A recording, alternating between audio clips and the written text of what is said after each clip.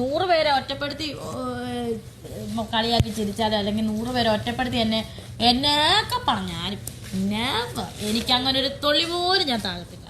Pushpa flower അല്ലടാ, fire ആടാ. Flower അല്ലടാ, ഫയർ ഫയർ.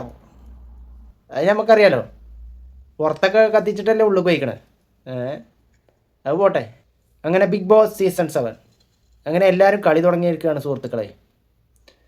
അതിലിപ്പോഴും കുറേ മണ്ടികളും അതിൻ്റെ അടിയിൽ കൂടെ ഇങ്ങനെ കടന്ന് കളിച്ചിട്ടുണ്ട് പതുങ്ങിയിട്ട്. കളി പഠിച്ചിട്ടില്ലെങ്കിലും കളി പഠിപ്പിക്കുന്നതാണല്ലോ ബിഗ് ബോസ് പറഞ്ഞിരിക്കണേ. ഏത് 7ൻ്റെ പണി.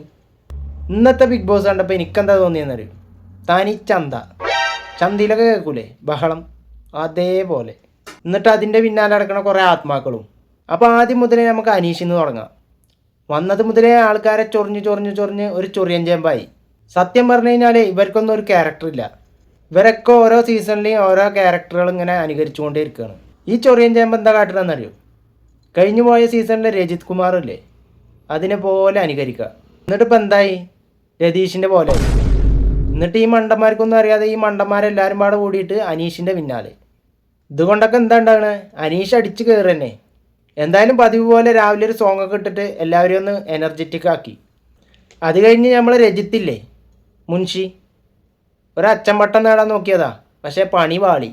എന്നെ ചേട്ടാന്ന് വിളിക്കരുത്, ഞാൻ നിങ്ങളുടെ ചേട്ടനല്ല, ഞാനൊരു പേട്ടയാണ് എന്ന് പറഞ്ഞ് സ്വയം നാറിയിരിക്കുകയാണ് സുഹൃത്തുക്കളെ. എന്തായാലും റെന ഫാത്തിമ അതിന് ചുട്ട മറുപടി അപ്പം തന്നെ കൊടുത്തുക്കണു. 19 വയസ്സുള്ളെങ്കിലും 29ൻ്റെ വർത്തമാനം പറയുന്നുണ്ട് ആള്. പിന്നെ ഇവരൊക്കെ വെറുതെ ഇരിക്കല്ലേ, ഒരു ടാസ്ക് കൊണ്ട് കൊടുക്കാൻ കരുതി ബിഗ് ബോസ്. ഇതാ കിടക്കണു ഷേവിങ് ഫോമും പേപ്പർ പ്ലേറ്റും. ക്യാപ്റ്റൻസി ടാസ്ക്കാണ്. അതൊരു 1.5 പണിയായിപ്പോയി. കാരണം എന്തെന്ന് വെച്ചാൽ ആ ടാസ്കിൽ കൂടുതൽ പേരും അനീഷിൻ്റെ മുഖത്ത് അറഞ്ചം പുറഞ്ചം ഷേവിങ് ഫോം തേച്ചുകൊണ്ടേ ഇരിക്കുക. നശിച്ചു പോ സാത്താനെ എന്നൊക്കെ പറഞ്ഞിട്ട്. ഇത് കണ്ട് സഹിക്കാൻ പറ്റാത്ത ബിഗ് ബോസ് കൂടുതൽ പേരും ആരുടെ മുഖത്താണ് ഷേവിങ് ഫോം തേച്ചത്, അവരാണ് ഇപ്രാവശ്യത്തെ ക്യാപ്റ്റൻ. ഇതണ്ട് കേട്ടതും സകല എണ്ണത്തിൻ്റെ തലയിൽ ഇടുത്തി വീണ മാതിരിയല്ല, ഒരലാക്കിനെ പാറ കൊടുന്നിട്ടമാതിരി. അതൊന്ന് കാണേണ്ട കാഴ്ച തന്നെയായിരുന്നു. എന്നിട്ട് എല്ലാവരും ഒരു വളിഞ്ഞ ചിറിയും ഒരു ഷെയ്ക്കൻ്റെ ഒക്കെ. അവിടെ 0 ആയിരുന്ന അനീഷ് ഹീറോണ്ടായി. അല്ലെങ്കിലേ ഒടുക്കത്തെ ചാടയാണ് അനീഷിന്. പിന്നെ ക്യാപ്റ്റൻ ആയി കഴിഞ്ഞാൽ പിന്നെ പറയേണ്ട ആവശ്യം കൂടി ഉണ്ടോ. അവിടെ കിടന്നിങ്ങനെ ക്യാപ്റ്റൻ്റെ ഭാവത്തിൽ ഇങ്ങനെ നടക്കായിരുന്നു. ആ നടത്തം കാണുമ്പോൾ തന്നെ നമുക്ക് 2 കൊടുക്കാൻ തോന്നും, അമ്മാരി നടത്താം. പക്ഷെ എന്ത് ചെയ്യാൻ, ബിഗ് ബോസ് ആയി പോയില്ലേ, ഓരോ നിയമങ്ങളൊക്കെ അല്ലേ. ക്യാപ്റ്റൻ ആയി കഴിഞ്ഞപ്പോൾ അനീഷ് പറയാ, എനിക്ക് ബഹുമാനം നിങ്ങൾ തരണം, അത് തന്നേ പറ്റുള്ളൂ, അല്ലെങ്കിൽ ഞാൻ മേടിക്കും, എനിക്ക് ബഹുമാനം തന്നേ പറ്റൂ. ബഹുമാനം എന്ന് പറയുന്ന സാധനം ചോദിച്ചു വാങ്ങുന്ന ഒരാളെ ഞാൻ ആദ്യമായിട്ടാണ് കാണുന്നത്. പിന്നെ അത് കഴിഞ്ഞ് തലങ്ങും വിലങ്ങും നോമിനേഷൻ, തട്ടിമുട്ടി അതൊക്കെ കണ്ട് കഴിഞ്ഞു. പിന്നെയാണ് സുഹൃത്തുക്കളെ കഥ മാറി മറിഞ്ഞ്. തലയണ തല്ല് അല്ല, തലവേദന തല്ല്. തലവേദനയുള്ള ആൾക്കാർ തല്ല്, തലവേദന ഇല്ലാത്ത ആൾക്കാർ തല്ല്, തലാന്ന് കേട്ട ആൾക്കാർ തല്ല്. സത്യത്തിലൊരു ചന്ത വൈബ്. ഇതൊന്ന് കണ്ടോക്കി.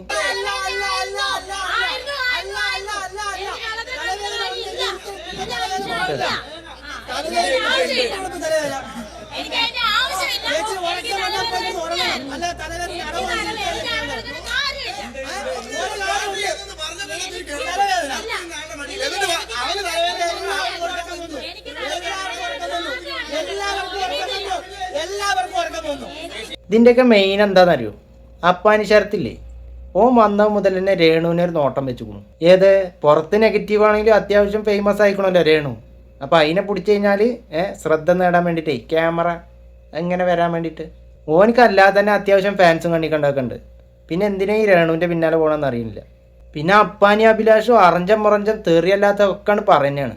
അപ്പാനി ശരത്താണെങ്കിൽ സിനിമ ഡയലോഗൊക്കെ ഉണ്ട് പറഞ്ഞിട്ടേ വറപ്പിക്കാണ് രേണുവിനെ. അപ്പോഴല്ലേ തലവേദന എടുത്ത റാണവല്ലി അതുകൊണ്ട് ഉറഞ്ഞാണ് തുള്ളി. തലവേദനയൊക്കെ എവിടെ പോയി എന്ന് തന്നെ അറിയില്ല, പമ്പ കടന്നു എന്നാണ് പറയുന്നിട്ട്. രേണു അങ്ങോട്ട് മുടിയൊക്കെ കണ്ട് കെട്ടിയിട്ടേ അമ്മാതിരി പെർഫോമൻസ് അല്ലായിരുന്നു. അതിൻ്റെ അടിയിൽ കൂടെ ഷാനവാസം ഒന്ന് പൊന്താൻ നോക്കി. അപ്പോൾ എനിക്ക് ഓർമ്മ വന്നത് എന്താ അറിയോ, കഴിഞ്ഞ ഒരു സീസണിലെ റോൺസ് എന്ന് പറയുന്ന ഒരു ചങ്ങായി ഉണ്ടായിരുന്നു. അവിടെ ഇവിടെ ഇരുന്ന് തിന്നുകൊണ്ടിരിക്കുന്ന ഒരാൾ, അലാക്കിൻ്റെ ബോഡിയൊക്കെ വെച്ചിട്ട്. ഓൻ്റെ അതേമാതിരി തോന്നി. ഈ മണ്ടന്മാരൊക്കെ എന്താ അറിയോ, പല ആൾക്കാരെയും ക്യാരക്ടർ പിടിക്കുകയാണേ, സ്വന്തമായിട്ടൊരു നിലപാട് ആർക്കില്ല. ഇനിയും കുറേ മുഖമൂടികളായി അയിഞ്ഞുക്കാണ്ട് ഒക്കെ അവിടെ ഇവിടെ പതുങ്ങിയിരിക്കുകയാണ്. എന്തായാലും കാക്കക്കൂട്ടത്തിൽ കല്ലിട്ടന്മാർ കലപിലാന്ന് സൗണ്ടൊക്കെ കേട്ടിരുന്നു. എന്നിട്ട് ഇതൊക്കെ കഴിഞ്ഞിട്ട് രേണുവിൻ്റെ ഒരു ഡയലോഗും, രേണു ഫ്ലവർ അല്ലടാ, രേണു ഫയറാ. എന്തായാലും ഒരു കാര്യം മനസ്സിലായി, അനീഷിനെയും രേണുവിനും ഇനി ബാക്കിയുള്ള മണ്ടന്മാരൊക്കെ പാടി കൂടി പൊന്തിച്ചോളും. അതിനുള്ളതൊക്കെ ആദ്യം തന്നെ ഇട്ട് കൊടുത്തുക്കണു അനീഷ്. എന്തായാലും നമുക്ക് കാണാം വരും ദിവസങ്ങളിൽ ഇവർ കത്തിജ്വലിക്കുന്ന ഫയറാകുമോ അതോ വാടി നിൽക്കുന്ന ഫ്ലവർ ആകുമോ എന്ന്. അതുവരേക്കും ടാറ്റ ബൈ ബൈ.